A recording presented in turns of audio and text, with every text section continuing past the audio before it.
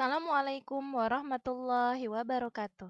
Alhamdulillahirrabbilalamin. Hari ini kita berjumpa lagi dalam pembelajaran IPS dengan tema perubahan sosial budaya.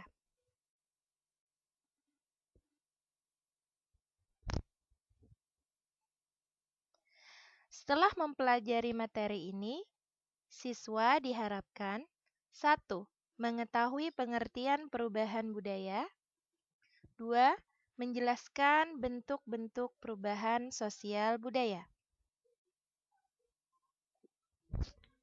Nah, mungkin sebagian dari kalian langsung bertanya dengan judul kita hari ini, perubahan sosial budaya. Itu apa sih? Nah, setiap waktu kita mengalami perubahan, mulai perubahan perilaku, perubahan cara berpikir, dan perubahan-perubahan itu terus berkembang. Akan tetapi, perubahan sosial budaya itu tidak hanya melihat pada satu orang, melainkan lebih menyangkut kepada seluruh masyarakat. Perubahan sosial adalah hal yang bisa dilihat dan kita rasakan di kehidupan sehari-hari kita. Coba deh kalian perhatikan lingkungan di sekeliling kalian. Pada zaman dahulu, anak-anak seusia kalian belum mengenal dan belum mahir menggunakan teknologi komunikasi dan internet. Sedangkan pada zaman sekarang, kalian bisa menggunakan teknologi komunikasi dan internet dengan sangat mahir. Bahkan kalian mengerjakan tugas kalian dan belajar hanya dengan memakai gawai. Jadi hal tersebut merupakan wujud dari perubahan sosial yang membawa kemajuan, di mana masyarakat secara umum bisa merasakan perubahan pola-pola kehidupan dalam kesehariannya. Nah, perubahan sosial ini juga terjadi pada sistem belajar mengajar kita kan? Kalau dulu kita belajar harus datang menemui guru. Nah, pada saat ini kita belajar sudah menggunakan gawai kita yang langsung terhubung dengan koneksi internet. Ya.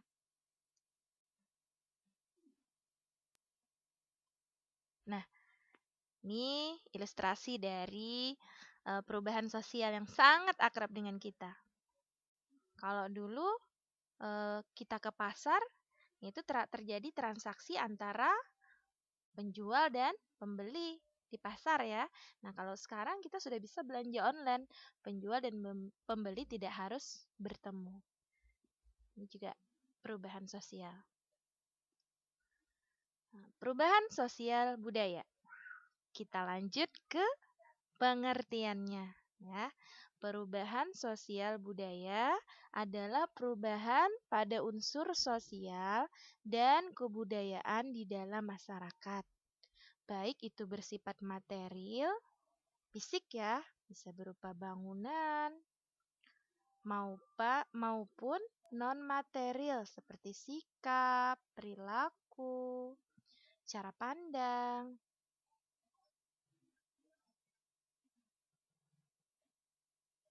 Nah, setelah kita belajar mengenai pengertiannya, sekarang kita lanjutkan ke bentuk-bentuk perubahan sosial budaya.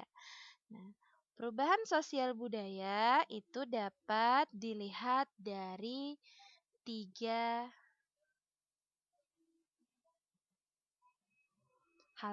hal berikut. Pertama, bisa dilihat dari waktunya, yang kedua bisa dilihat dari pengaruhnya, dan yang ketiga bisa dilihat dari perencanaannya.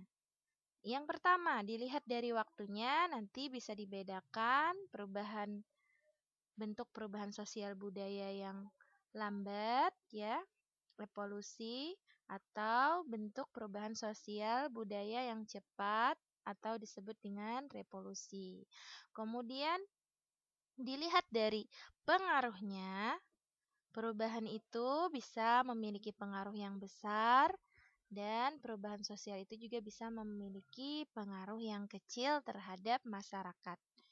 Kemudian yang ketiga, dilihat dari perencanaannya, perubahan sosial itu ada yang direncanakan dan ada yang tidak direncanakan.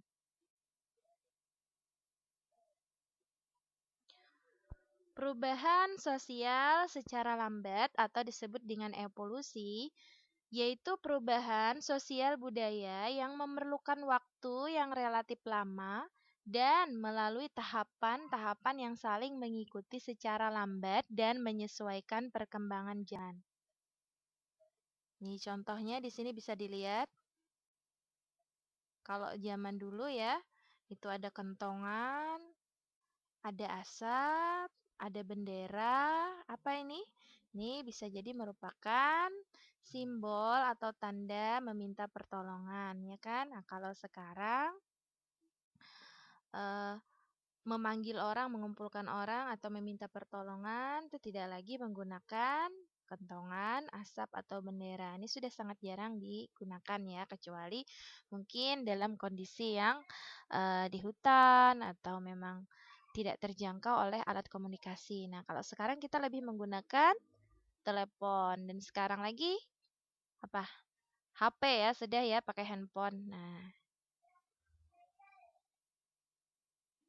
ini perubahannya relatif lama. Jadi berproses dulu. Dari dulunya telepon, sekarang HP, ya kan? Kemudian kita lanjut ke perubahan sosial yang berjalan cepat atau revolusi. Nah, ini contohnya revolusi industri. Zaman dulu ya, eh, dikenal dengan revolusi industri 1.0. Nah, kemudian ke revolusi industri 2.0, revolusi industri 3.0, dan sekarang sudah revolusi industri 4.0. Nah, apa bedanya bisa kalian simak di gambar ini ya. Kalau zaman dulu nih pabriknya beroperasi secara manual ya, dengan peralatan yang sederhana, kemudian berubah menjadi eh, ada operator yang menjalankan mesin-mesin. Nah, ini udah mulai canggih ya. Nah, kalau kalau yang ketiga ini apa? Ini industri 3.0 ya. Nah, di sini sudah dilihat. Ini yang menjalankan sudah apa? Mesin ya. Nah, kalau yang keempat ini lebih apa? Lebih revolusi industri 4.0 lebih maju lagi ya. Nih, di sini sudah menggunakan jaringan Wi-Fi ya, dia. Jadi lebih maju lagi. Nah, inilah perubahan sosial yang berjalan cepat. Kenapa cepat? Sebenarnya lambat juga ya, cuma karena dia pengaruhnya langsung membawa ke perubahan besar ke masyarakatnya. Nah, kemudian tadi perubahan dilihat dari pengaruhnya. Ya, yang kalau tadi dilihat dari waktunya, ada perubahan yang berjalan lambat dan perubahan yang berjalan cepat. Nah, sekarang kita lanjut ke perubahan berdasarkan pengaruhnya. Jadi, ini perubahan yang pengaruhnya kecil. Nah, contohnya bisa kalian lihat di sini ada apa ini? Tren berbusana ya, tren berbusana, dan ada tren model rambut. Nah, ini adalah contoh perubahan yang pengaruhnya kecil karena hanya mempengaruhi sebagian kecil masyarakat saja. Jadi tidak semua memakai rambut seperti ini perempuannya ya, dan tidak semua memakai baju seperti ini ya. Mungkin segolongan kecil dari masyarakat saja. Nah, kemudian kita lanjutkan ke perubahan yang pengaruhnya besar. Nah, contohnya apa? Contohnya adalah industrialisasi.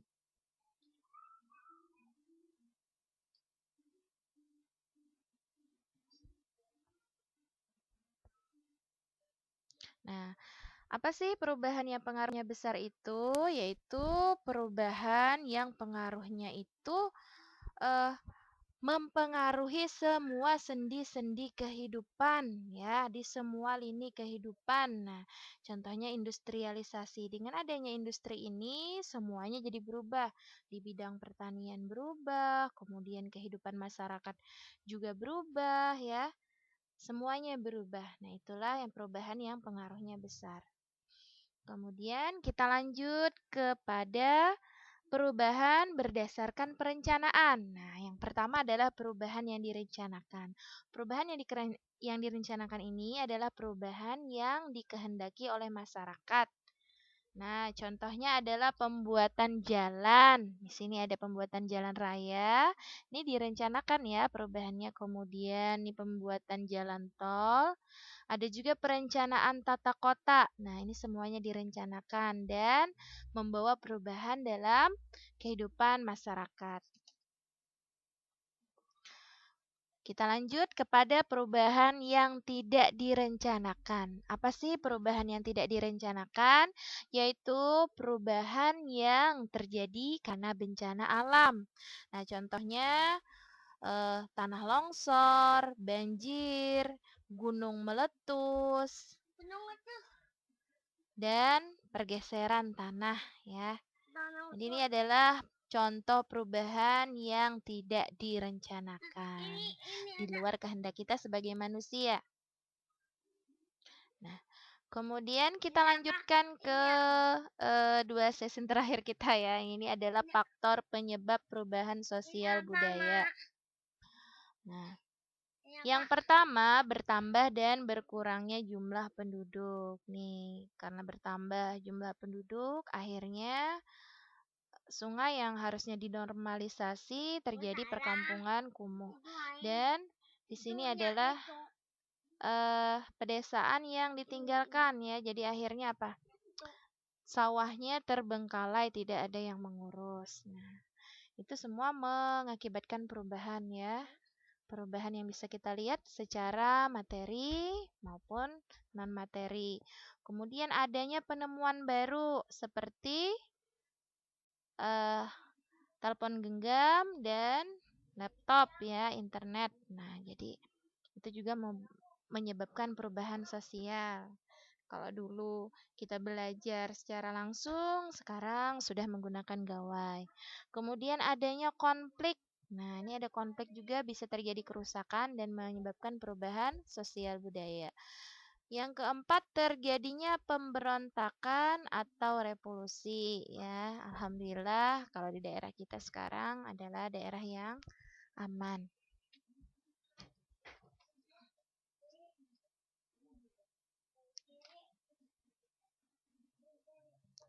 Selanjutnya adalah terjadinya peperangan. Nah, ini juga menyebabkan perubahan sosial budaya. Dan yang terakhir adalah pengaruh kebudayaan masyarakat lain.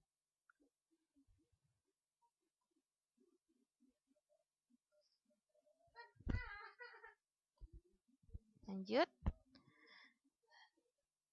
Perubahan itu bisa terjadi, bisa cepat, bisa lambat ya, tergantung faktor penghambat perubahan sosial budaya. Apa saja sih yang bisa menghambat perubahan sosial budaya?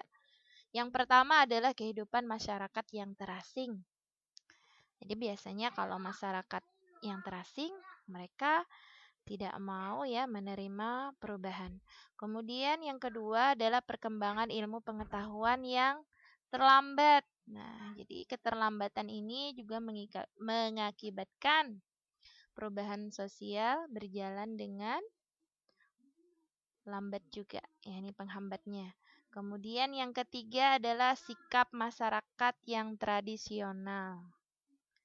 Ya, tradisional. Jadi mereka